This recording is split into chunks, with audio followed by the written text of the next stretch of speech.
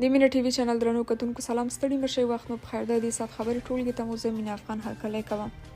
کابل کې د ترافیکو ریاست مسؤلین وایي چې د ټکسي موټرونو د رنګ بدلیدو لپاره یې رسما د اسنادو ویش لړۍ پیل کړې او غواړي کابل کې د ټکسي ټول خدمات نور په نړیوالو سټنډرډونو برابر کړي.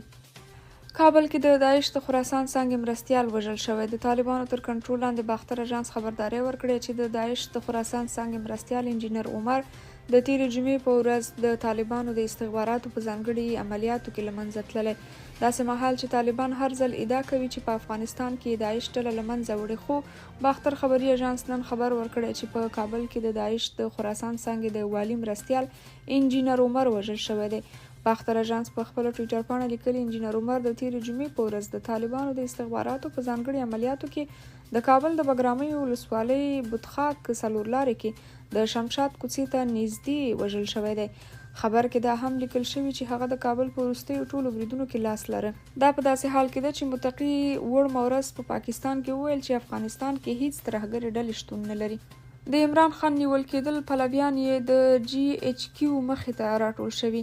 د پاکستان تحریک انصاف ګوند وایي امنیتي ځواکونو پخوانی لومړی وزیر عمران خان نیولی دی. د دغه ګوند وکیلانو او مشرانو ادعا کړې چې عمران خان اسلام آباد کې د رینجرز ځواکونو لخوا نیول شوی. پولیسو هم د عمران خان نیول کېدل تایید کړي. د اسلام آباد پولیسو مشر یو بیان کې ویلي چې عمران خان القادر ټرسټ قضیه کې نیول شوی دی. د اسلام آباد پولیس وایي پلازمینه کې 140 بند نافذ دی او که څوک سرغړونه وکړي پر خلاف به یې ګام واخیستل شي.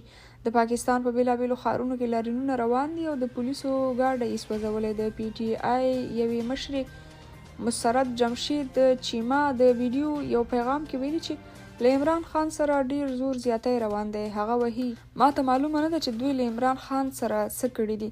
په ورته وخت کې د عمران خان د تحریک انصاف ګوند مرستیال او د هغه حکومت کې بهرنیو چارو وزیر شاه محمود قریشي د پی ټي آی پر ملاتړ غږ کړی چې د هیواد لرو بر احتجاجونه پیل کړي.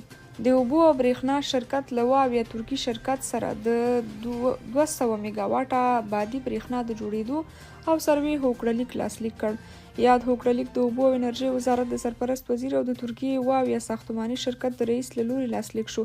د اوبو او برېښنا سرپرست وزیر د هوکړلیک لاسلیکولو په مراسمو کې د خبرو پر مهال وویل چې افغانستان د پانګونې لپاره ښه هیواد دی او له افغاني شرکتونو او پانګوالو یې وغوښتل چې د بهرنیو پانګوالو په څیر راشي او په افغانستان کې د پانګونه وکړي.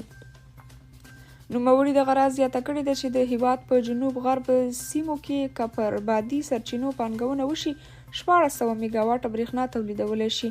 ورته مهال د واویا ساختماني شرکت رئیس سلیمان جیلیو په یادو مراسمو کې د خبرو پر مهال وویل که د افغانستان پر اوبهیزه برېښنا او بادي سرچینو پانګونه وشي کولی شي خپلو ګاونډیو هیوادونو ته هم برېښنا وارد کړي.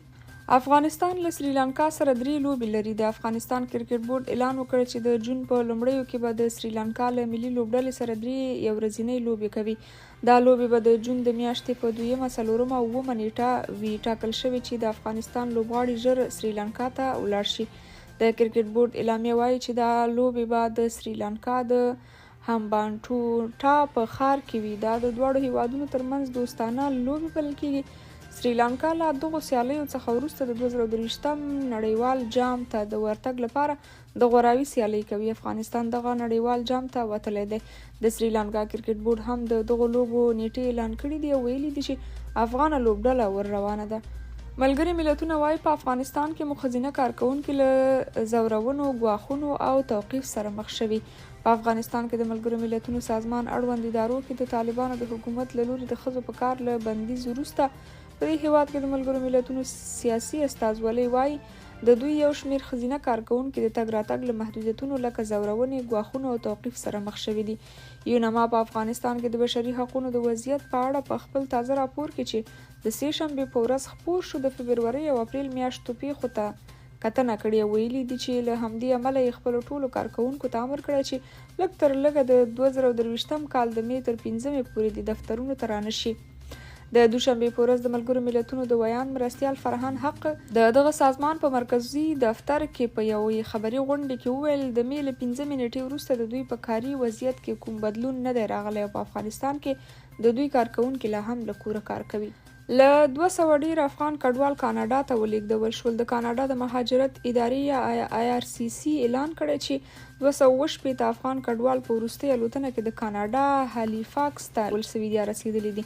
د کاناډا د مهاجرت وزیر شان فریزر پرون دوشنبه د می په 8 په یو ټویټ کې دغه هیواد ته د افغان مهاجرو د لیږد اعلان وکړ. ویلي دي چې په دغو مهاجرو کې هغه کسان او محلي همکاران هم شامل دي چې له کاناډایي ځواکونو سره یې کار کاوه. هغه زیاته کړه تر دې دمه یې کاناډا ته تر 10,000 ډیر افغان کډوال لیږدولي او د روان کال تر پایه د 40,000 نورو کډوالو د لیږلو اعلان هم کړی دی.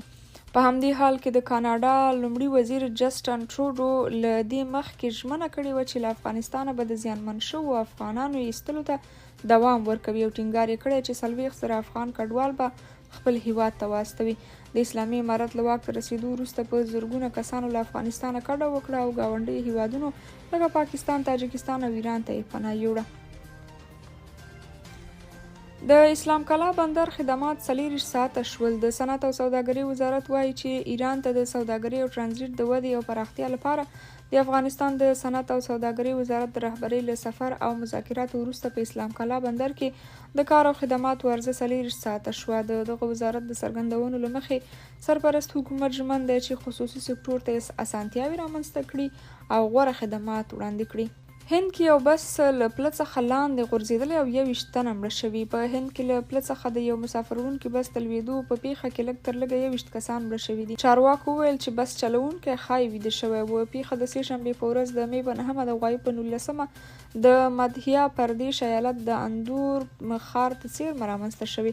بس د سړک د څنګ له کټارو سره له جنګېدو وروسته 6 متره لاندې وچ خوړ ته لوېدلی دی. د هندي رسنیو په حواله په مړو کې 3 ماشومان او 10 مېرمنې هم شامل دي.